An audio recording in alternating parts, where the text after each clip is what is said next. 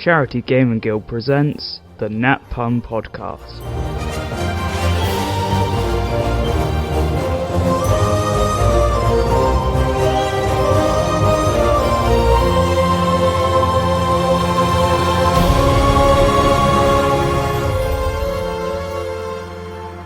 Welcome everyone, welcome back. As you know, we're here to talk about the ins and outs of last week's episode, and I am joined as usual by apparently the bright-eyed Bertie. Bright-eyed, bushy-tailed. The liminal John. I'm trying to work out if I need to step forward, was it? Take a You're on the risk? threshold. On the threshold. You're on the Standing on a threshold ready for change. Yeah. Make a change. We didn't have one for you. No, I never give myself one. Okay, I'll make one up. Here we go. Here it comes. Prepare yourselves. Yeah, Dopey Ash. There it is. And Don't be Ash. Don't be Ash. Dopey. Oh, dopey. Dopey. Don't be Ash. No, don't be Ash. If you've got a choice. Yeah, be Batman. What? And I am the anticipant Andy. And Thank you very much. has anybody else seen the wallet that you can put your Yes. driving license in and it makes you have the Batman mask? Sorry, tangent, but those are so cool. Yeah, I want one. Okay. I wasn't expecting that one. Nope. Okay. So we all started in the Great Hall, sitting down with Barnaby Thrall, Hi, Daddy. the High Daddy, Hi, Daddy. Shout out Dave Freeman. who allegedly had opened his door with an open robe. No, I never said it was open. No, that was all you. That was all you, Andy. Well, I know, You- but it's you now. took liberties it's there, now- didn't you? I did. It's in the story. You accepted that was the case. He and definitely you even did it later, You even didn't he? gave an Oh, yeah. explanation as to why. Because adventures should be player-led. So, first question I had We asked then for bunnies and they is weren't. Ash. All right, fine. How Barnaby Thrall said he was like that to expect. How does someone like Barnaby Thrall pull? Well, when you've got that much power and everyone calls you the High Daddy, So it's not about looks or I performance. reckon. it's about- I imagine. I'm trying to look it down this route. I imagine he's a sugar daddy. I reckon Right. that's Avon's job, though, isn't it? Surely pop down to the tents. Yeah. Avon's job. Yeah. Avon, pop down to the tents. Yeah, but it's likely he's just paying for it all. So they're just, we've got a standing order. Okay. Misuse of church funds, though. Yeah, 3:30 on a Saturday. Can you It's a pop church over? fund. Yeah. Someone fetch the bishop. They bashed the We've bishop. got to pay more for more people. Bishop, So moving on. please do. I will. So we all sat down and we explained that we were looking for relics that were related to Melora Didn't know it was to a help. tea, though, did he? No, we Yeah, didn't. rude. Yes. Yeah. Start with that. How rude was he? Yeah. So the terrible host, no offer of any form of beverage or snacks. As a comparison to Jarl, he was Yeah. shocking. He threw me a party. He literally did. You say- gave me nothing. Hang on a minute. Hang on just a minute. I gave you nothing. I was also Jarl Road.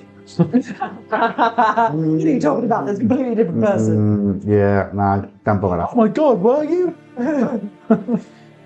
So we explained that we were looking for these relics to help us with the disappearing towns, which you seemed to be, or Barnaby seemed to be sort of ignorant to. And we had to sort of explain what was going on and show him a map, because I think it's fair to say that none of us could actually remember the three towns, or the two that So? disappeared and the one that we think is next. I don't think it's even written on that map. They're all on there. The storm one was. I couldn't see it on the map because I was like, I know there's another one. And it is disappointing that we couldn't remember, given the number of times we've had this conversation with other NPCs. We just need to write down the names of the towns. we do. It's like the main Yes. the main quest line is like find Yes. out what's happened to these towns. We can't remember the names. If only there was someone taking notes about the game as he was playing every week. Explain. Yeah, be helpful, wouldn't it? That would, wouldn't it? Gleamshaw is above it, and it looked like that was Gleamshaw. Right. That's why I was like, I don't get. That's the right. I know that name is not right. Bertie's brought up a very important point, and for our listeners who can't see what's going on, I've got a world map here I write on and draw on and stuff. And I was showing Bertie where the three towns were. And Bertie has mentioned that because of where Gleamshaw is written, it looks like Stormwood is actually Gleamshaw. It's very confusing. Hence the reason we've got a new world map, which by the time this episode comes out will be released. So I can talk about it a little bit, right? But the new world map doesn't have the names of settlements written on it, it just has numbers which refer back to a key. So it's less cramped. Yes. But I do enjoy trying to get you three to say the names of the 3 towns that are Yes. pivotal to the adventure, because I know that you can't remember it, and it's hilarious, and I love it. Absolutely. That was yesterday's news. They're gone now, it doesn't matter. Well, they're all gone. You're trying to save one. That's Which the one are only you trying to we save? need. Miss Vale. You sure? Yeah. Miss Vale? Not Miss Full. Where's Miss Vale come I from? don't know. Oh, Miss Vale, isn't that... Is that Nathan's character drawings? Are they called Miss Vale? Possibly. Represent. I've got one of his t-shirts. Represent. Possibly. Yeah, that makes sense. Sorry, Andy. Miss. That's right. Wait, character drawing. Yeah, he does little like cartoon D&D characters. I've got They're one quite cute, aren't they? Yeah, I've one that's like a little panda warrior. It's very cool. I mean, in the same way, Ash, that you believe that a game should be driven by the players, as the lead host on this session, I believe that the session should be driven by my underlings. Wow. Underlings. And when are they turning up? Yeah, Andy, when are they turning up? We'll hold the fort until they get You here. do that. So it was at this point that when we mentioned that Nix believed that elementals were involved, and Barney actually became quite dismissive, and that almost, well, not almost, he was rude. He was. And you were or rather Vesper was very, very quick to point that out. No, Adonis was a spicy bitch in response. That's true. Damn, girl. That's Got her claws out. We got some proper like role play from G and Adonis in that episode. Yes, like I the loved it. character that came through that we hadn't seen before. Yeah, it was which is great. amazing. So Adonis doesn't think much of clerics, like of priests and stuff. 'Cause he has to work, like he has to read books and study and stuff, and they just get it. Like that's not fair. So your response like was driven by a Jealousy. distrust and jealousy of clerics rather than Jealousy? Laziness is what it's driven by. They're a lazy. desire to protect the honour of Nix. Yeah, well, and he's being rude to our friend. I think we travelled for 200 days. Yeah, we're pretty tight now, I think. Yeah.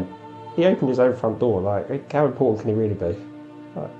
And I love the interaction I between opened the my two own of front them, door. where it definitely felt like a teacher off. No, I'm the best. No, boy. I think you referred to him as something like son or something. It was like some term. He called me son or something. Yeah. Boy, I think. Boy, Yeah. Young man. young man, Yeah. something like that. Yeah. That was fun little. Yeah. I think it was at that point that we actually saw for the first time a different side to G. G trying to actually Yeah. win back some favour with his last a hopes of friends. responsible one. I know. Yeah. Never thought I'd see the day. No, it felt strange. I bet it did. I mean, there's my even my coffee mug here. I mean, that is true. What does it say, Andy? Because people can't see. It says 60, bit late to grow up now. It's a bit like my t-shirt here. Bring on. Nelson, read it.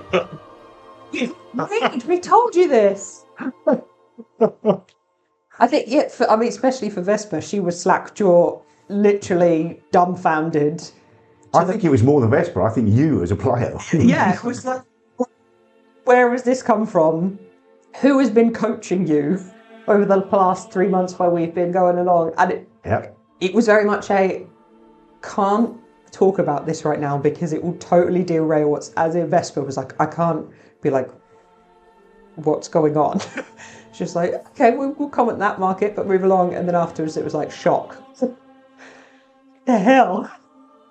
I like the fact Nix was just standing behind us smirking as well. Just like, yes, I brought these chaotic people in here. I don't have to do anything. I'm very conscious when it gets to a roleplay situation that Nix could be involved in. I don't want Nix to be too involved because otherwise I end up in a situation where I have to talk to myself.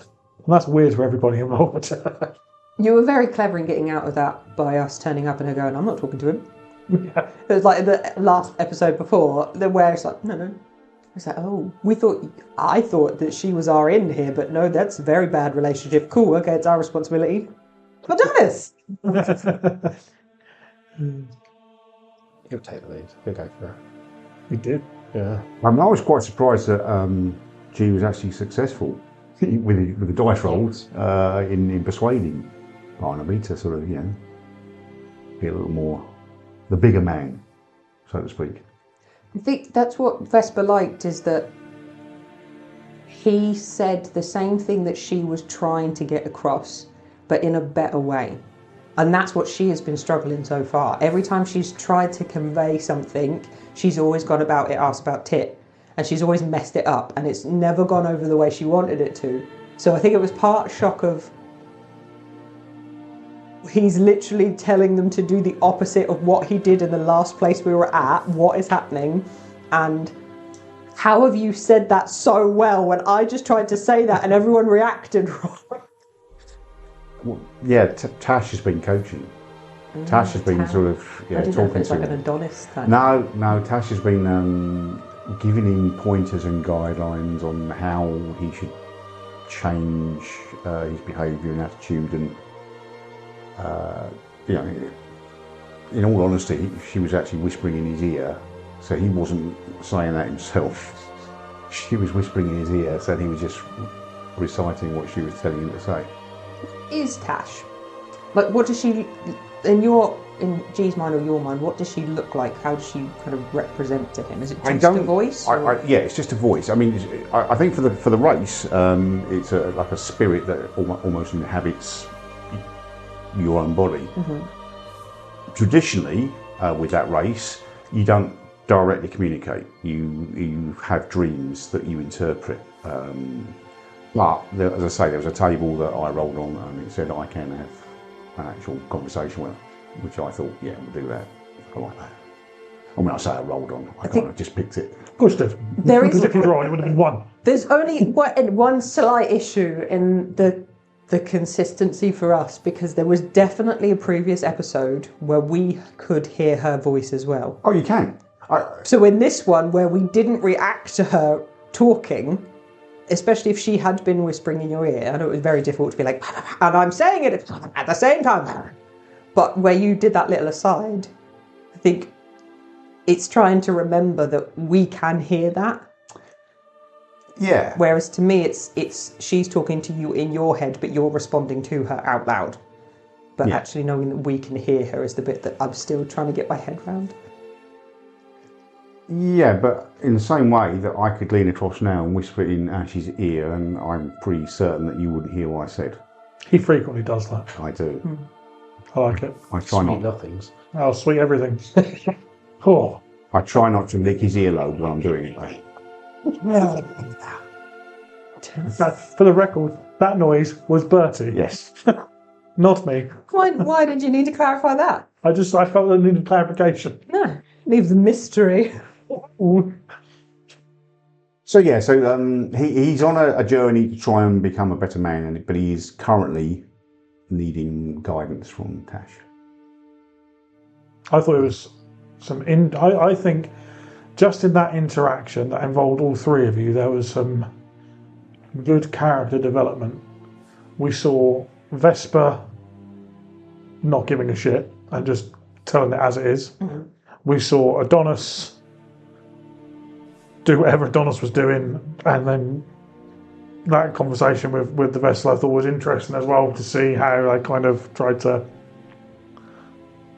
I was going to say creep on top of each other, that's not what I mean, like just try and get the upper hand over each other over and over.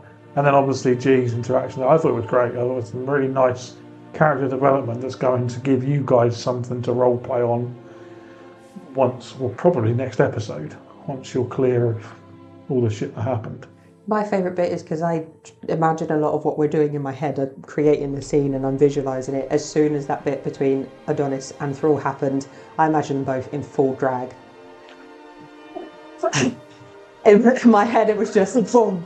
I was expecting it, weren't that? Just a couple of queens just going at each other. I don't know why. It's just my brain went, this is amazing. Adonis is in drag right now.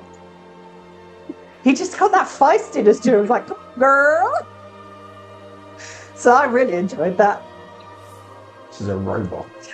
Yeah. But swooshing it behind you like, flipping that hair back. Okay, that's a visual I can't.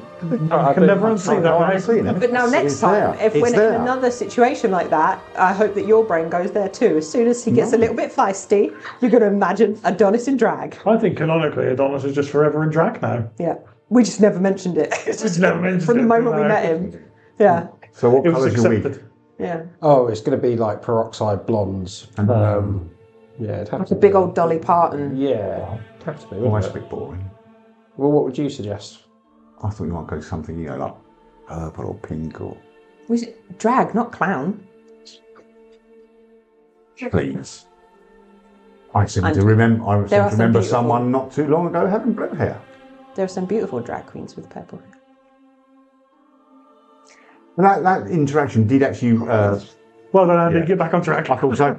That interaction did result in some useful information. So Barnaby sort of initially asked us about what our the level of knowledge we had about the primordials, and then he sort of enlightened us about how there were 4 that were used by Melora to create the Earth, and how then there's fire, Earth. I think you said wind, but I thought it would be air. I did say wind. I meant air, but hey ho. Same difference. Yeah, so fire, what's water, the air, fifth? and earth. There's 5. What's the 5th? It's 4, isn't it? It's 4. Oh, sorry, I thought you said 5. And once the world had been created, Melora sort of put them to rest. But mean now nap? with Little her nap time? gone, with what? Put them in a little nap time. In a little She nap. bundled them up Yeah. for a little nap time. Swaddled them. Yeah. Now baby's waking up. Absolutely, because now she's gone. They're on, I think, autopilot was the term used. Which was an interesting phrase for Barnaby Thrall to use. Like, what context do you have for autopilot, Mr. Thrall? That airship that you've been keeping in your back pocket. Yeah, I mean, he will have had some dealings with the gig and their airships. Yeah, there we go. We've cleared that plot hole. He's got his own We've just private covered airship. it, cemented it. He literally goes to the shops just 50 yards down the road in his private airship. And He doesn't go to the shops. No. It's just joyriding. No, I like the he does go to the shops to be among the people, to see what the people. But he's got like 15 guards around him, and he's not walking on the ground because they put like the mats underneath his feet. So I want to spend some time being with the people. I'm glad we didn't have to spend too much time with him, and that he went straight to the point instead of being like, "Well, this is what you've got to do to me to get this answer," because that's what I was expecting. You want something from me? Well, this is what you've got to do first, as is the quest for every game you've ever played. I wanted to avoid that cliche. You had that with Road. I'll do that again. Not this Appreciate season. that. It was really nice. It's refreshing. I think that conversation kind of opened up a raft of emotions between us, because not only do we now think, oh, actually, we might have to be tackling 4 of these buggers rather than just the one, which was quite a daunting prospect, but we were also concerned about, well, if we do this and we banish them or whatever, what impact is that going to have on the All Havens? Is it going to destroy the world? Well, I think it's interesting him saying that he's the only person who can bring the old gods back. And yet, As far as he knows. Well, as far as he knows, and that Targwyn doesn't know about the Divine Inquisitors, and there's a lot of stuff that was, I suppose, revealed there that's not been revealed anywhere else, as far as I'm aware. Yeah, because there was, again, I got the feeling that your characters weren't sure that his plan was to bring all the old gods back, that he was going to sort of make some sort of unilateral decision that, no, these are the ones I like, so I'm going to bring them back. Adonis's view on that was that it's massively two-faced, that he's now telling everyone to worship Targwyn, the new one true god, while still working in the background to bring the old ones back. Like, that's massively two-faced. And if you're the kind of person with that power and your intention is always to bring them all back, then why would you ever use the phrasing "decide"? If you're going for the best of things to happen, they all have to come back. It has to be equal. You know, yin and yang. You have to have it all. But for him to then imply that he makes the decision, there shouldn't be a decision there, and that's why Vesper was like, "No, why are you the one that gets to make this choice? There is no reason for you to have that power. Okay, you can communicate with them, but it then shouldn't be your sole person that can make the decision as to who comes back and who doesn't. Yeah, because correct me if I'm wrong, but did you not use some of the term along the lines of you would either use these relics that were being gathered to try and bring back one of the old gods that were related to that relic, or use it to power up or level up Tarquin? Absolutely right. Okay, so what would be the decision? What would be the difference between I'm going to use it for this or I'm going to use it for that? And why would you be supporting Tarquin? You'd have to ask the High Vessel those sorts of questions. Okay. John, you answer the High Vessel these questions, guys. John's absolutely right. Gee. This has been, for me, this little interaction was quite a nice way of dropping more lore about the world and actually diving into Barnaby Thrall and what his actual opinion and thought process and stuff is. Because where he's appeared in other adventures, they're things like big one-shots or 12-hour events where he might be like a quest giver or an important NPC you see for a very short period of time, where the DM has got to drive that story forward because we're on a real kind of time crunch. Whereas here, this is a campaign setting, so we can explore those things a little bit more, and I can drop those little things in to start planting those seeds of doubt in players' heads and trying to get people to explore that a little bit more. Also, everywhere else we've seen him, like pre-Dark Ascension, it was always, maintain the balance, we're doing this to maintain the balance kind of thing, stop one getting more power. Now it's like, to support Tarquin and defeat Zaphon. And then this is like, well, actually, he doesn't really care for Tarquin very much. He still believes what you always believed a little bit. I don't know, I think it's interesting. And I think from a world building perspective, it opens up options. Absolutely. Quite cool, because the gods are massive story generators. Of course they are. Yeah, absolutely right. So. But I think Barnaby also let out a little tidbit that maybe I was being naive and didn't appreciate, and that is that Tarquin, when she ascended, was still a young child, a teenager, and tends to sort of behave with teenage personality, so can throw her toys at her pram if she doesn't get the right flavoured milkshake, and could destroy the world in doing so. So I think G was very much thinking, well, hold on, we've got petulant god, we've got an evil god, and now we've got 4 of these elementals who's, again, using Barnaby's language, they have to destroy to allow the new life to flourish. It's a whole other kettle of fish worms, because there is this sort of the difficult bits when you're like, I want to know so much more, but the questions that I have to ask the questions that Vesper would ask and get the information that she would think is necessarily important. But with that, like what you said, it's the concern of, okay, so Tarquin is a new god. Is he then using his influence over her to use her to do things as a god that he's like, oh, you're a new god, I dealt with all the old gods, let me lead you, let me guide you, let me teach you. Oh, you've been a good god this week, I've found this artifact and I can give you a little bit of extra power, or not mentioning it kind of thing. It's Vesper and it's Bertie. I hate the idea of there being someone who has that much power and being able to influence someone else who has a lot of power but isn't necessarily, is quite innocent with it. Doesn't know how to use it. Yeah. And if you've got someone like that, in all the interactions that we've had like above table in previous games, he's just, he's been a bit kooky and you thought he's a little bit mental, but in general, because all of those gods were in his head, they were keeping him accountable. He couldn't subvert, he literally just had to be the voice of what they were saying because they knew what he was doing. They were all in there. In this new situation, it feels very much like that's not what's happening. Okay, he's hearing these voices, which I think we covered last time. We think he's just a little bit mental and that's why he's hearing those voices still. But it's now he's got more free reign to actually start messing with stuff than he did before. And that's very uncomfortable. And I don't know at what point we went from, we're just going to find out what's happening, to we're going to fix it now. It's like, it's not our responsibility. We're just going to get an answer. I feel like he's now running the biggest cult. He's convinced almost 90% of the world that, the cult of Tarquin is the way forward, and everyone's believing it. And he's ventriloquist and Tarquin. Yeah. And he's no different from any other cult leader, except it's much, much grander scale. He's got a lot more money. Yeah. Do you want some narrative behind the screen about Thrall? Yeah. Do you want some information? Yes. Yeah, to me, it feels like he's almost trying to parent a rather naive god. But what's his agenda? Is he doing it to make her a better god, or is he doing it for his own personal needs? So Bertie has hit on a lot of important stuff, which is right there. When Thrall was the conduit for 13 gods, it was voiced in his head all the time, and the way he would appease them would be to take something from one god that god has and give it to another. Like to take life from Melora to give it to Azrael, so Azrael can use it to create death. So he's always moving these things around to appease these gods and keep that balance in order. So what he's done is taken how he works with the Pantheon of 13 and is now trying to apply it to a Pantheon of 1. So what he's learned behaviour with managing gods is, well, I give them what they want when they give us what we need.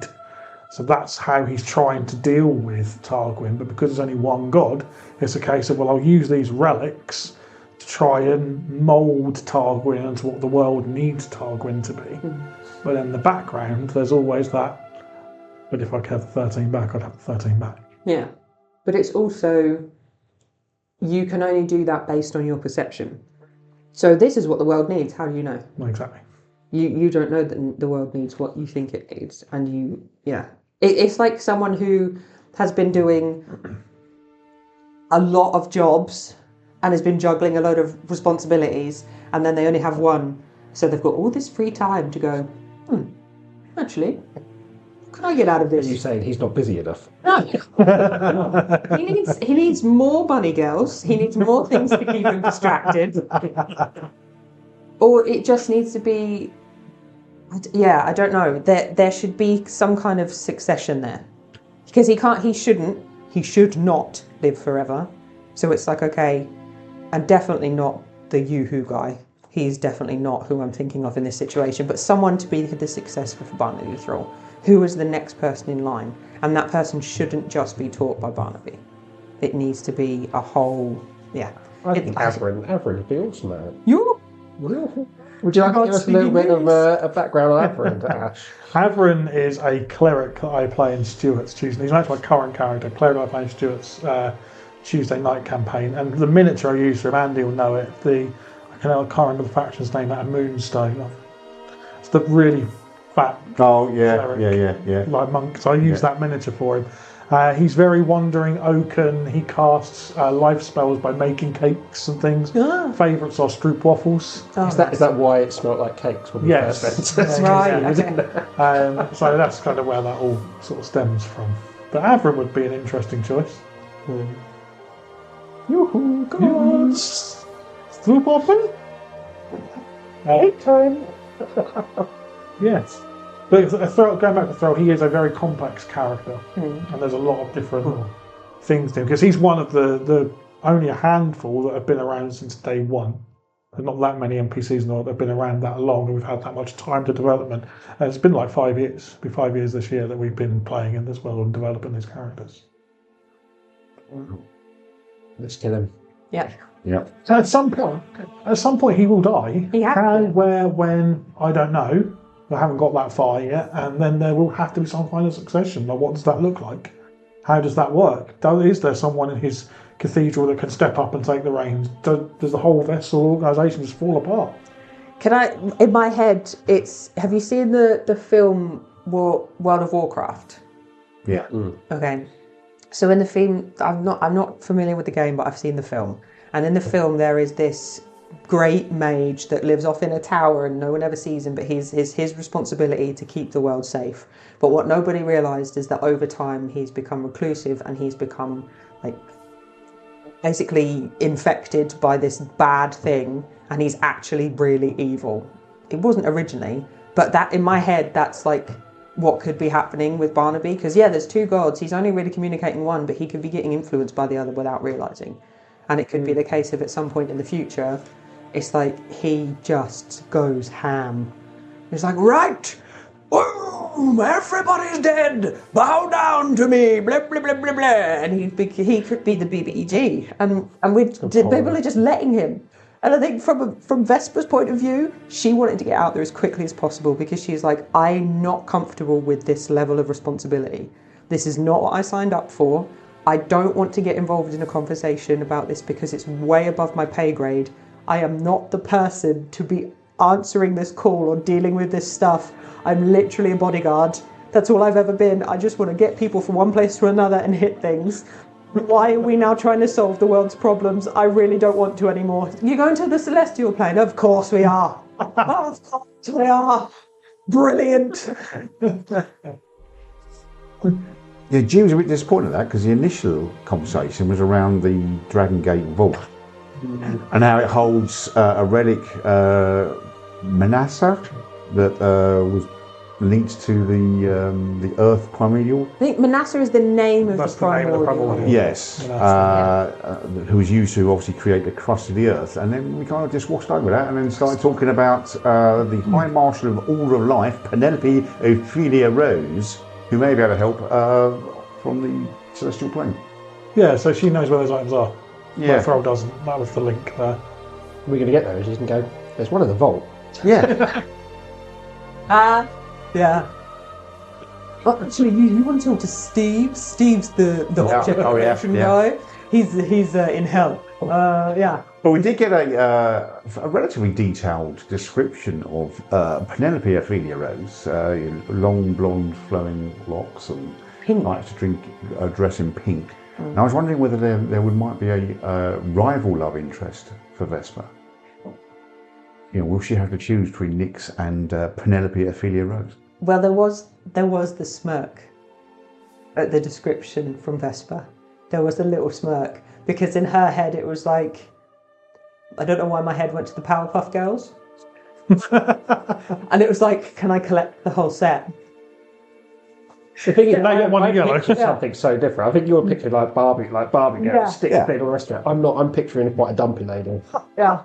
Like with a bright pink coat and the big hair, Mrs. Doubtfire style. Lady. Do you know, I don't think I would have the strength to spend one day living inside Bertie's mind. I think It's very difficult trying to make sense of the different things that pop in, and sometimes I just have to say it so I can get off that thought process. Like, it was also, in Deadpool, you've got Yuriko and the powerful girl. In Deadpool, you've got the girl that he will go, and she's always like, "Fuck you, Deadpool," and she's always really rude. And then her girlfriend, like, in my head, it was like that's Nyx and this other woman. It's just like, this is going to be so much fun. I'm so looking forward to this. Just to have them two meeting each other is going to be like, Are you ready to roleplay with yourself, Ash? Always. Well, am I going to roleplay with myself? Do we have to leave the room? Could have a guest. Are we? Oh, come on. Who would you get in to play that? If you could choose any member of our charity to play Ophelia, who would it be? Who would it be? It would absolutely be Penelope Ophelia. Penelope Ophelia. It has to be called by her full title. Who would it be? Who would I pick? It'd have to be Gary. Gary would be, he would be up for it, he would be game for it, he would do an amazing job of it, and it would be absolute carnage, it'd be hilarious. Yeah. He'd come dressed up, even though this is an audio podcast. Yeah. Yeah. I think the problem is that the aesthetics would then completely crush my fantasy of... Would it crush it or would it make it? No, I think it would crush it. Okay. He might be willing to shave, if that helps. He's not worried about the face, it's the legs. Yeah. We just have to turn his head upside down and then it works better. So Adonis did a little bit of crafty negotiation with our silver and got 50% uplift on the value in platinum. Yeah. I'll be honest, at this point I just wanted to get rid of it. Yeah. Well, you have lumped this thing about long enough now, let's give you some reward for it. Yeah. That was. But it didn't last long. No. Did it? Which was perfect though, because I think we needed to have like a little lottery win to just go, right, get us some gear, make everyone happy. Because I was like, I found my battle axe, it was great, but it didn't feel like we were because we haven't had many chances to get stuff or find stuff. Because Timberminster, no one was going to touch that. Yeah. That silver, so it's like had no option there. He wants to send us off. Right, we've got to get something here. We have to get ourselves prepped, and it definitely was a benefit for the journey. But yeah, it was nice to, because in my head I'd wheeled that cart like all the way through into the office, and it was just in the corner. This was like, yep. So he's still got the cart. We don't have the cart anymore. It's nice to get rid of it. Was everyone happy with their purchases? Oh yeah. Well, there was one thing that G didn't get that he was perhaps tinkering after. What was that? Hankering after. Just, a night with a lady of the night. Why did every campaign you play in, why does this come up? What? You did this in Company of Fate as well. Yeah. Brent ended up with a girlfriend called... We did try You don't and want a get him girlfriend from the religious centre. No. What's Crazy. There were a couple of episodes of that campaign we had to black. We go to a big tent and, with a red light. We did try to get you a hooker in Timberminster, and we couldn't get you one there. I mean, but when you talk about bunny girls, what was it? You said Dragonborn. That's got teeth. That's scary. I think you said Aarakocra. That's got a beak. Yeah. Like, I mean, why are you so obsessed with the feathers? John, why are you so obsessed with the face? Why is this such an issue? Just thinking how brave he was. Sort of. Yes, they're yeah. Snapping. Doesn't matter what they look like when you're playing solitaire. Don't you play solitaire on your own? Yeah. I just want to pay you to sit there and watch me play solitaire on my own. Just tell me how good I am. Tell me I'm a good boy. Pick out the Riverside. Yeah. Go, Andy, go. Save the episodes. But he's lost it. Okay, so we got back from our shopping spree. We've all been to Blue Water.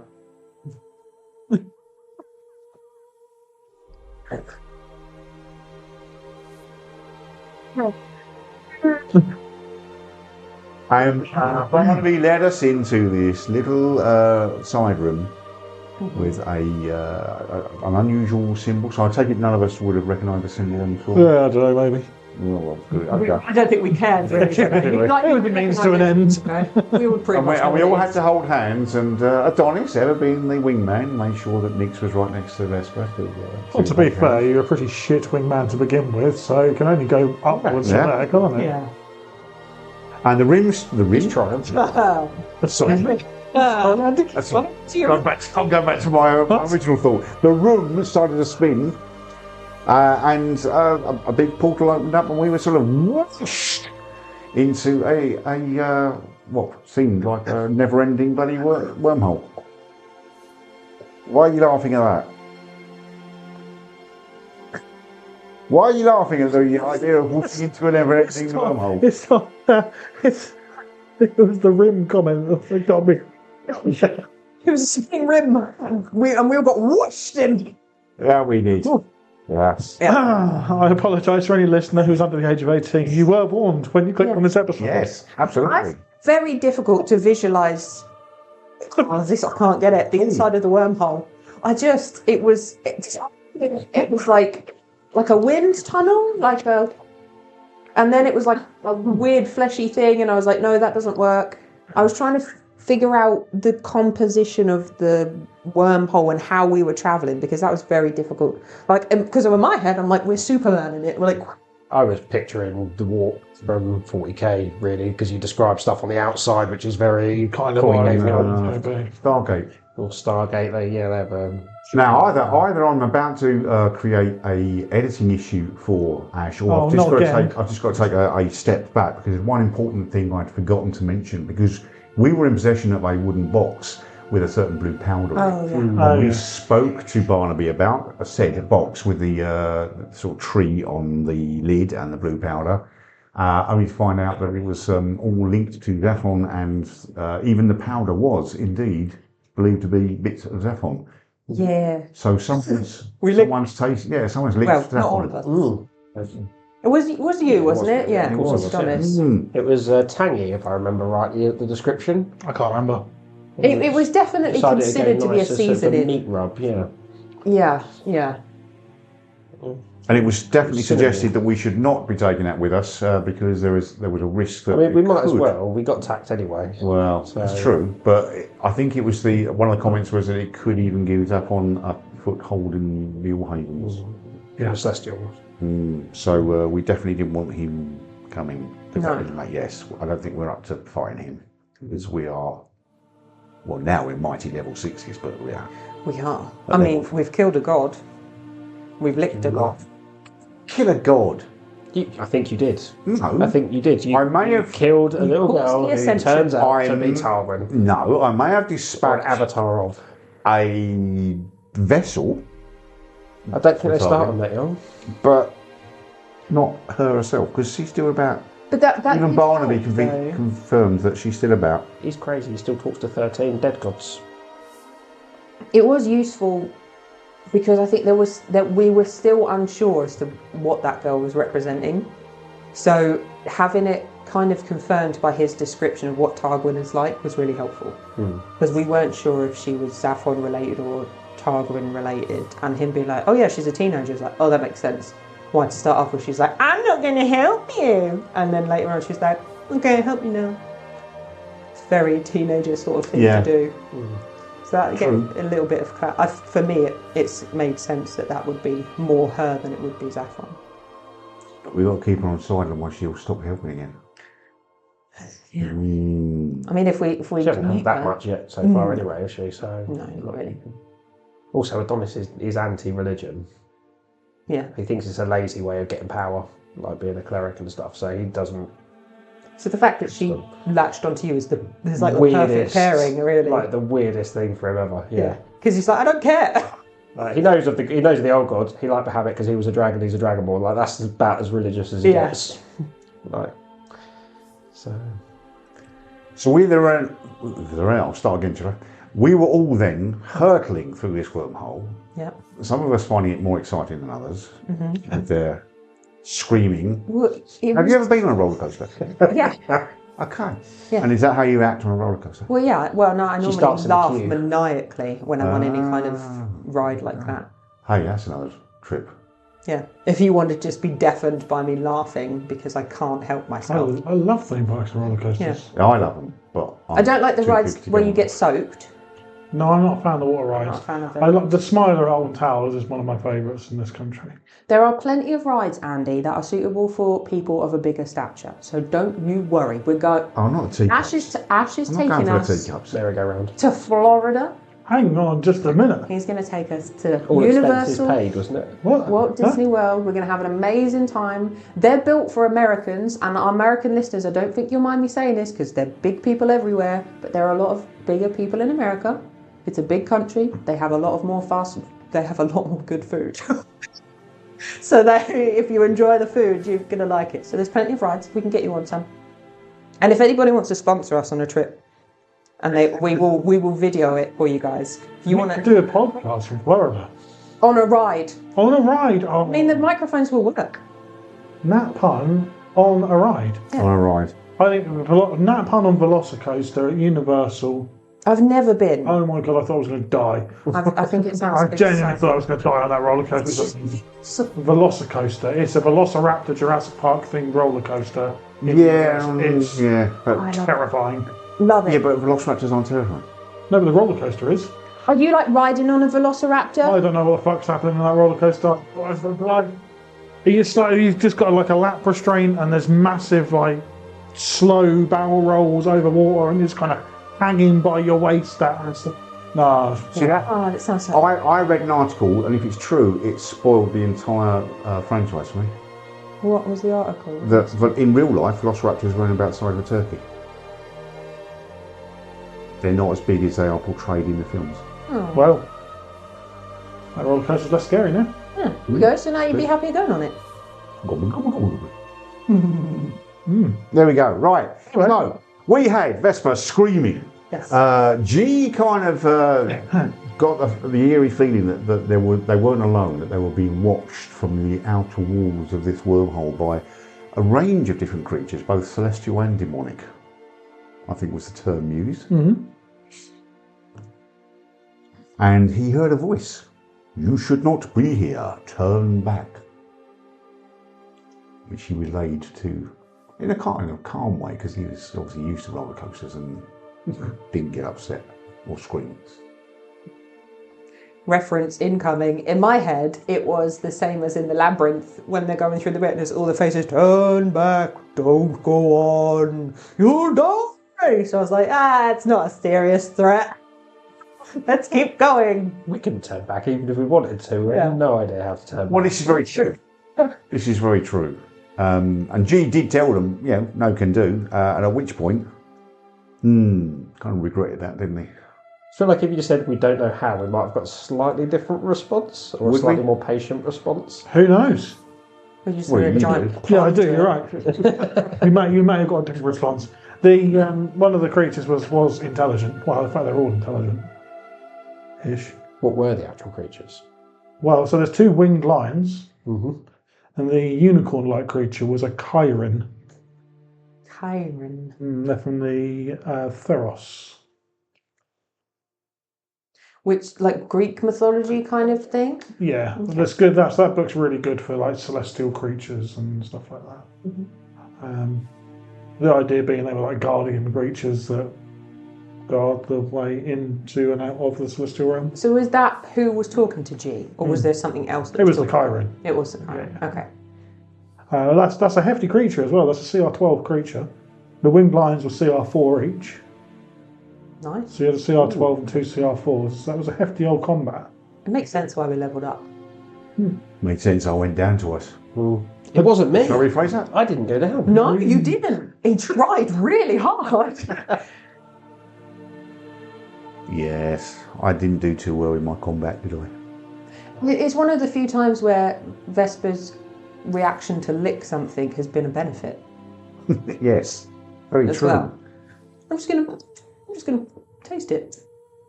We also got an interesting flashback from G when you went down though, didn't we?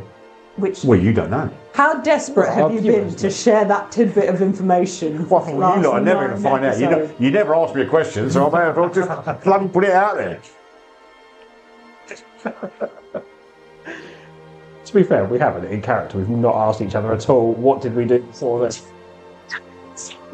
It's trying to engage G in conversation. He's been like, no, I don't know what we're talking about. So she's like, fine, okay. The night before, I stabbed him with a fork. I tried to engage him in conversation, get to know him. Trying to stab me with a fork. I said the night before. We tried to engage in conversation. I was like, trying to find out information. Oh, no. Just tried multiple times. Never asked many questions. Yeah, but you weren't asking the right question. What is the deep, dark secret of your backstory that you don't want to tell us? That Okay, there is we the go. right question. Sorry, I'll make sure to clarify my questions in the future. So was it? Well, no, I suppose I couldn't. Yeah, as players, you know, obviously, but as characters, you don't. Yeah. Was it the kind of in line with what you expected? In the best way, it's about as stupid as I thought it was going to be. It was definitely disproportionate to the amount that he seems to feel bad about it. Like, What, trying to use 2 young children as meat but they shields? didn't die. the guilt would be if you came out and both children got shot and then, yes, they died, then yes, it would be like, wow, that's something heavy. The fact that it was just like, oh, I'm going to use these to protect me, nothing happens to them and people think I'm a hero. It's not, it's definitely nowhere near as bad as he... I can't wait for this to be role-played out. G is beside himself about this, and Vesper's like, what are you talking about? Yeah, it's like... Sort yourself. It's like, okay, yeah. Get over it, Snowflake. Bacon? Very hard. Yeah. Bacon? Yeah. It's just...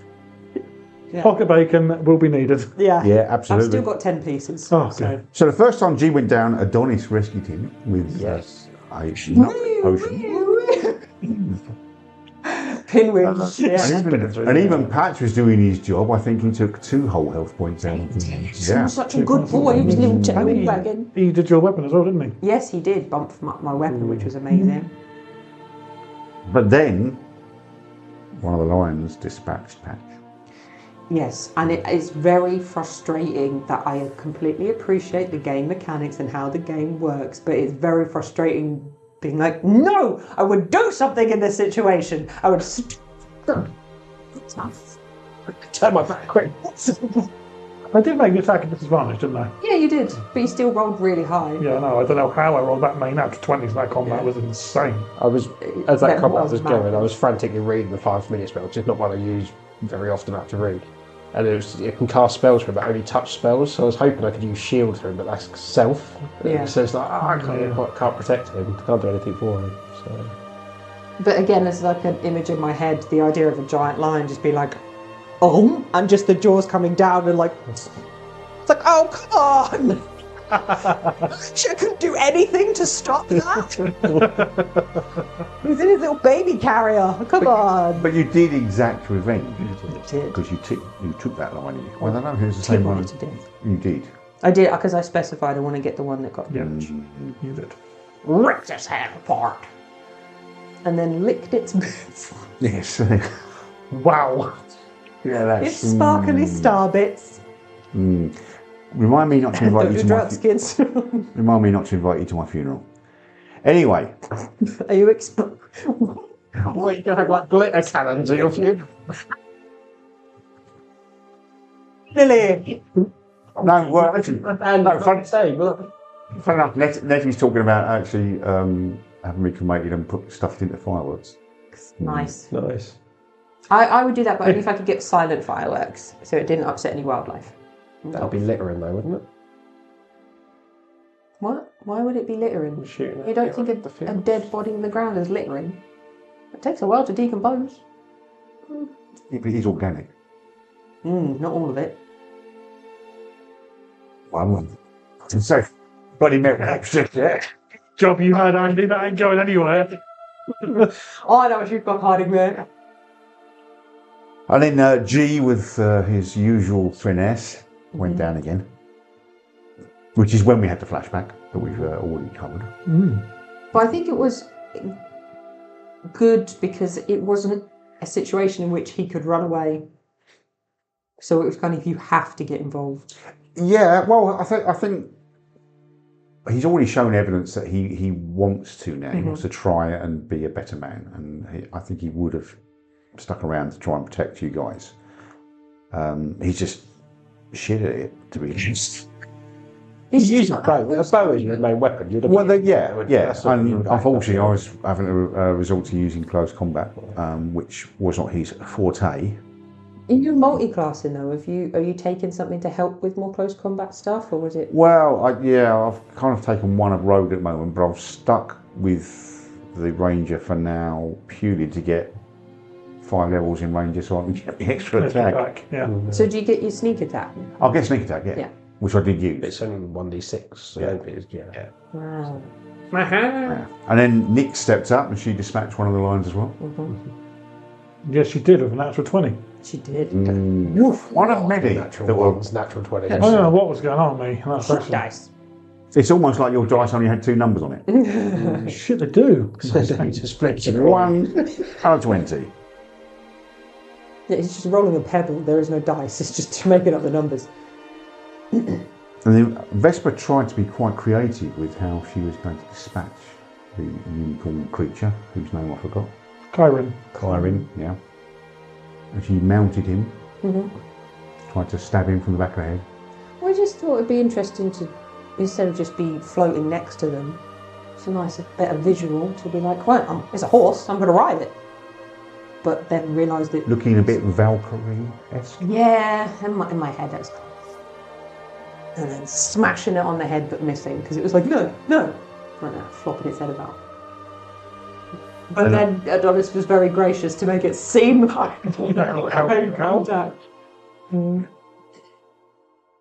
Why? Part of the fun. Looking after his kids, isn't he? That's the thing. Okay. Playing dad. Yeah. Keeping you all confident in your abilities. So, I think he's someone confident. needs to. I honestly, at that point, I was creating my character. I honestly thought I was So going the honest answer is I figured my dice rolling had been so appalling during that combat that it would be better to try and buff you guys up a bit and use cantrips where it does half damage even if I miss and stuff like that than to try and do anything super, too spectacular.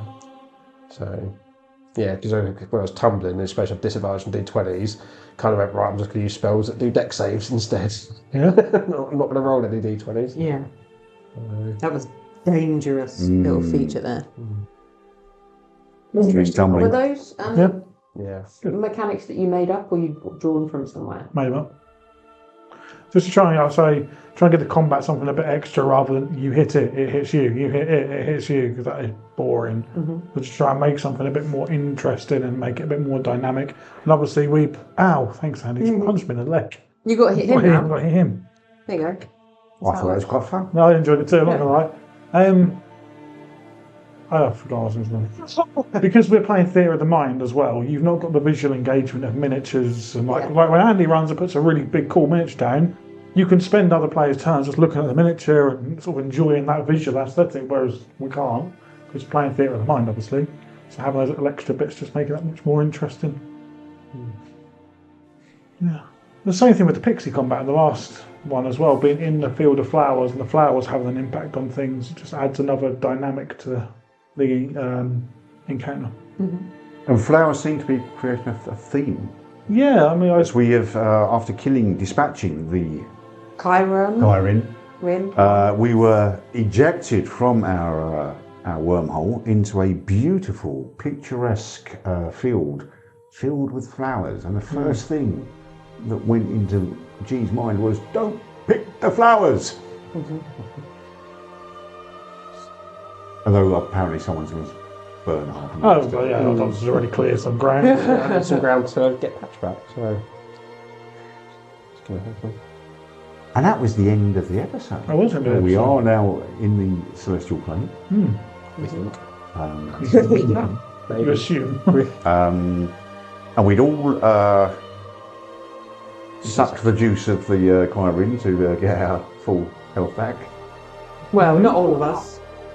I didn't. I got ejected from the portal on 1 hit point, didn't Ah, I? yes. You didn't it?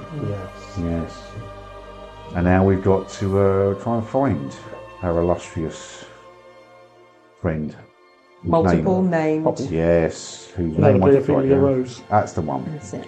Marshal of the Order of Life. Is there anything else you guys can think of that I haven't touched on? No, I don't think so. No. Very well covered. I think it was a good episode. Every episode's a good episode. Yeah, but like you say, character development, a bit of lore dump, interesting combat. I think it was a good mixed session. Yes. Absolutely. I'm looking forward to exploring Celestial Realm a little bit as well. We've not done that much. And just to give us an idea of the realms, so is they like layered, like sheets of paper on top of each other? How do the different realms I'm appear? thinking more of a Victoria sponge cake than sheets of his paper. place. Yeah. So we just made our way through the cream, and now we're into the next level. Love the cream. Sort of. Okay. So you have the material plane. Hell literally hangs at the bottom of the material plane. Hell is a plane in its own right. The celestial realm sits above everything and kind of looks down on everything. Okay. But there's a greater distance between the material plane and the celestial plane than there is from the material plane to hell. So we just kind of got an express elevator up Pretty much. between the two. Yeah. I That will become clear in future episodes as well. Being important. And for our UK listeners, we got an express lift up. Why do people in the UK not know what an elevator is? We don't say elevator, we say lift. Do we not? Interchangeable, wouldn't it? Would have thought. No. We're all hit and someone pulled us up. Let's just call it an escalator and have done with it. Yeah. Oh, okay. Stairs. Moving stairs. Yes. So that brings us to the end of this episode. I'd like to thank you all for listening, and it's goodbye from me.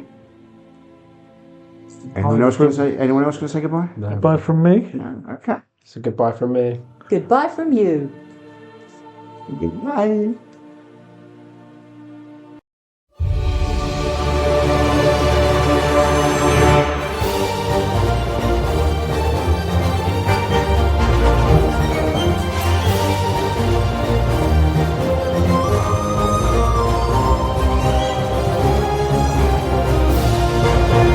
I'd like to say a big shout out to our Ruby members, Joshua, Alberta, Paul C, Claire, Laura and Niall. Our Sapphire members, Kylie, Dave R, Gary, and Emerald member, Stuart. Our Diamond members, and remember, diamonds are forever. It's Zeke, it's Chris L, Martin M, Dave F, John, Bertie, Ash, and me. And of course to our ruling council members, Chris, BT, Sophia and JP. Thank you to everybody for your continued support. And if you're not a Patreon member, please head over to patreon.com/charitydnd where you can join the Charity Gaming Guild and support us today.